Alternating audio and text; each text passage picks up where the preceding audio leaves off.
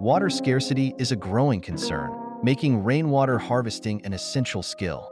By collecting and purifying rainwater, you can ensure a sustainable and reliable source of clean drinking water.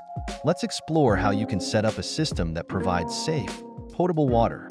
Start with gutter guards to prevent debris like leaves and twigs from entering your collection system.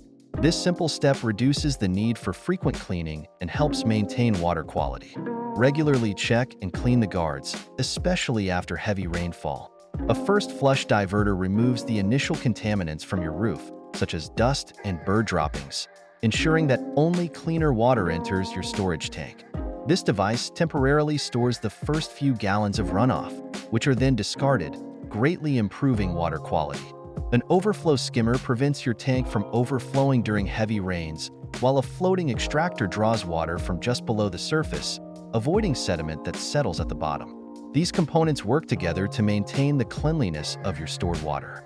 To purify rainwater, use a 3-stage filtration system: a spin-down filter to remove large particles, filter canisters to capture smaller contaminants, and a ceramic filter to eliminate bacteria and pathogens.